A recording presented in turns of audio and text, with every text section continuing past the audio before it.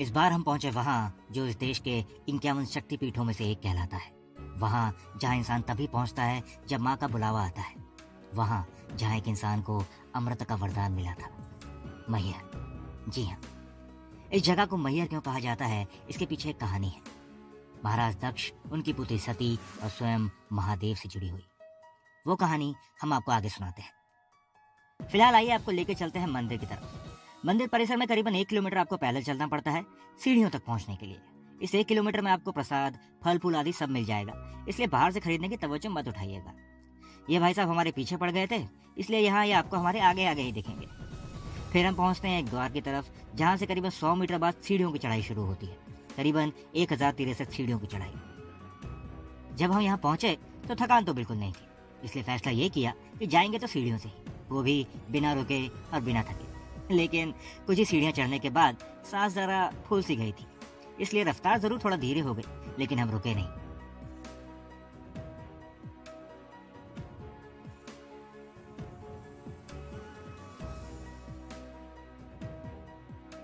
Covid के समय मंदिर काफी महीनों तक बंद रहा। उस समय यहाँ काफी काम भी हुआ है। करीबन 623 सीढ़ियां चढ़ने के बाद रास्ता डाइवर्ट कर दिया गया है, जहाँ पे आपको सीढ़ियां तो नहीं चढ़नी पड़ेंगी, हाँ, लेकिन पैदल तो चलना पड़ेगा ही। इस रास्ते को खत्म करके आपको करीबन 100 से 150 सीढ़ियां और चढ़नी पड़ेंगी और फिर आप पहुंचेंगे माँ के मंदिर के मुख्य द्वार पर, जहां आपको ढोल नगाड़े बजते सुनाई पड़ेंगे।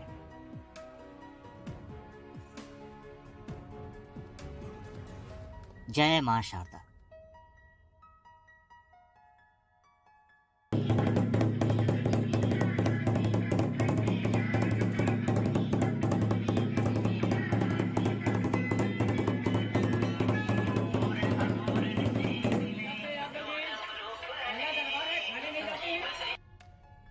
मंदिर परिसर के अंदर घुसते ही आपको दिखेगा ये सुंदर और भव्य त्रिशूल, जो आपकी थकान से भरी आंखों में नई ऊर्जा की रोशनी जरूर ले आएगा। और फिर दिखेगी मंदिर में जाने के लिए लगी लोगों की ये भीड़। यहाँ साल भर लोगों का ऐसा ही तांता लगा रहता है। दाईं तरफ हैं द्वारपाल काल भैरव जी। कहते हैं इनके दर्शन किए बिना माँ के दर्शन अधूरे होते हैं। हालांकि पहले आपको माँ के दर्शन ही करने पड़ेंगे, उसके बाद दूसरी तरफ से उतर के घूम के आके मंदिर के पास से आपको काल भैरव जी के दर्शन करने मिलेंगे, क्योंकि पहले इन तक पहुंचने का रास्ता नहीं है। मंदिर के अंदर कैमरा बिल्कुल प्रतिबंधित है, इसलिए माँ की मूरत तो रिकॉर्ड नहीं हो पाई, लेकिन जितना भी हो सका वो आप सभी के सामने है। आइए अब आपको सुनाते हैं मैहर की कहानी। कहा जाता है कि दक्ष प्रजापति की पुत्री सती महादेव से विवाह करना चाहती थी, और उनकी ये इच्छा दक्ष को बिल्कुल मंजूर नहीं थी, क्योंकि वो महादेव को भूतों और अघोरियों का साथी मानते थे। लेकिन फिर भी सती अडिग थी और उन्होंने अपनी जिद पर महादेव से विवाह कर लिया। सती और महादेव के विवाह के कुछ समय बाद राजा दक्ष ने एक यज्ञ करवाया और उसमें उन्होंने ब्रह्मा, विष्णु, इंद्र आदि सभी देवी देवताओं को आमंत्रित किया, लेकिन केवल अपने जमाता महादेव को नहीं बुलाया। और जब सती को यह पता चला तो वो बहुत आहत हुई और उन्होंने यज्ञ स्थल पर पहुंच के दक्ष से इसका कारण पूछा। जवाब में दक्ष ने महादेव को अपशब्द कहे।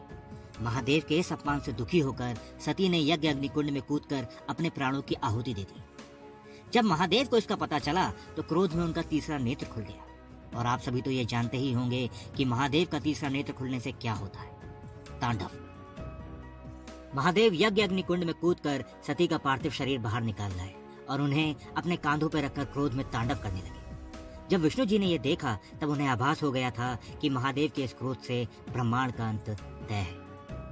इसलिए ब्रह्मांड की भलाई के लिए प्रभु श्री विष्णु ने सती के शरीर को 52 भागों में विभाजित कर दिया। महादेव पर्वतों में निवास करते हैं, उनका पर्वतों से प्रेम जग जाहिर है। सती के शरीर के विभाजन उपरांत महादेव उनको समेटे हुए पर्वत से पर्वत होकर चलते रहे और सती के अंग गिरते रहे। जहां जहां भी सती के अंग गिरे वहां शक्ति पीठों का निर्माण हुआ। मैहर में सती के गले का हार गिरा था, इसलिए इसे माँ का हार या फिर मैहर कहा जाता है। इसलिए कहते हैं कि यह मंदिर सतयुग से ही यहाँ मौजूद है।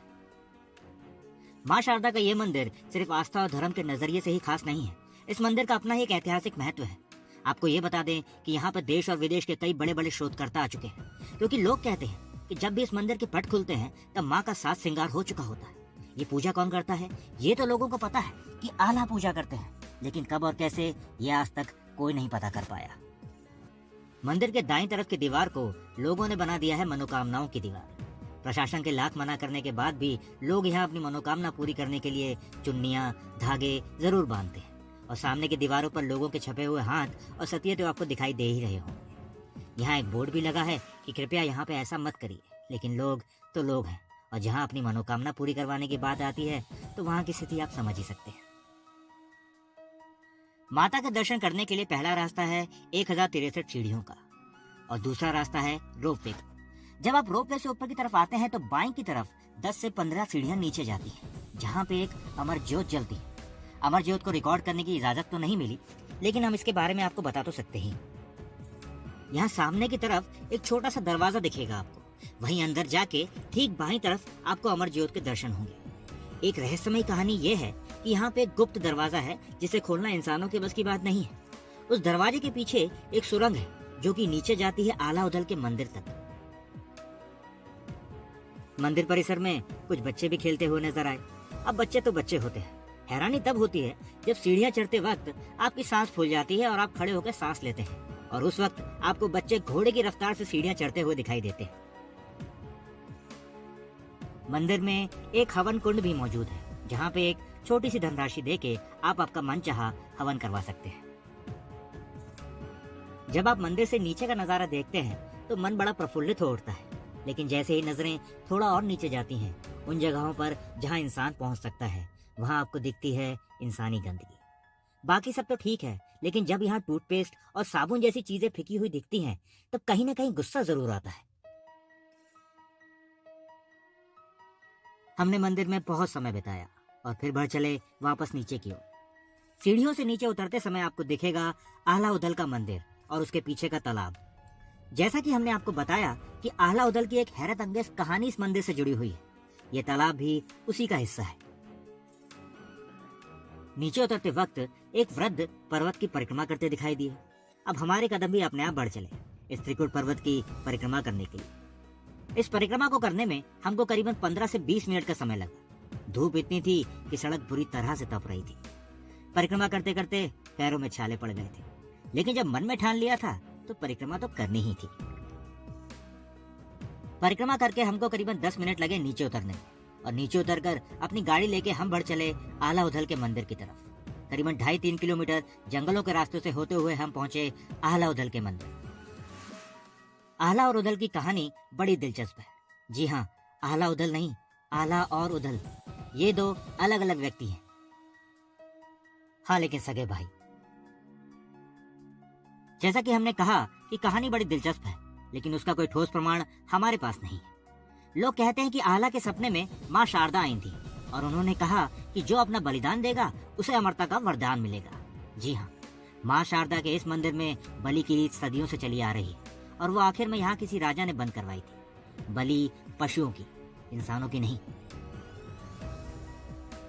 जब आला को यह सपना आया तो उन्होंने लोगों से कहा, और लोग तो आखिर लोग होते हैं। उन्होंने आला का मजाक उड़ाया। वही आला जो 13.5 फीट के कहलाते हैं, वही आला जो आज 964 साल के हैं, वही आला जिन्होंने पृथ्वीराज सिंह को युद्ध में हराया था, वो भी अकेले। अब ललकारोगे तो वीर अपनी वीरता दिखाएगा ही। चले आए आला और उदल अपना सब कुछ छोड़कर माँ शारदा की तलाश में, और कलयुग में सबसे पहले आला ने ही माँ शारदा की इस मूर्त को ढूंढा था। यह है आला उदल का तालाब। आला यहाँ स्नान करके ही जाते हैं माँ की पूजा करने के लिए। अगर आप कभी मैहर आते हैं तो यहाँ जरूर आइएगा, क्योंकि कहा जाता है कि माँ शारदा के इस परम भक्त के दर्शन के बिना माँ के दर्शन अधूरे कहलाते हैं। फिर हम बढ़े आला और उदल के अखाड़े की तरफ। यहाँ पे एक मनोकामना शिवलिंग मौजूद है और कहते हैं कि इनकी स्थापना आला ने ही की थी। जब हमने अखाड़ा देखा तो अचंभित से हो गए, क्योंकि जब हम यहाँ से निकले थे करीबन 2 घंटा पहले आला उदल के मंदिर के लिए, तब भी ये साधु यहीं खड़े थे, और जब हम लौटे तब भी। फिर पता चला कि ये संत 24 घंटे 12 महीने सिर्फ यहीं खड़े रहते हैं। लेकिन क्यों? मन में यह सवाल जरूर उठा, क्योंकि ये वही जगह है जहाँ माँ शारदा ने आला को अमरता का वरदान दिया था, जहाँ माता प्रकट हुई थी।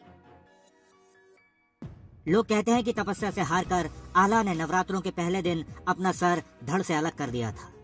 7 दिन तक उनका सर और धड़ इसी भूमि पे पड़े रहे, और अष्टमी के दिन माता प्रकट हुई थी, यहीं पे जहाँ ये साधु खड़े हैं, और आला को अमरता का वरदान दिया था। उदल को 100 हाथियों के बल का वरदान मिला था, लेकिन फिर भी किसी अनजान युद्ध में वो मारे गए। लेकिन आला 964 साल के होके भी आज सिर्फ और सिर्फ माँ की पूजा में ही लगे हैं। इस भूमि पे माता प्रकट हुई थी, इसलिए लोग यहाँ पे अपनी मनोकामना मांगते हुए दिखते हैं। लोग तो ये भी कहते हैं कि यहाँ पे स्वयं हनुमान प्रकट हुए थे आला और उदल को कुश्ती के दांव पेच सिखाने के लिए। चलिए अब मिलते हैं आपसे अगले वीडियो में। जय मां शारदा।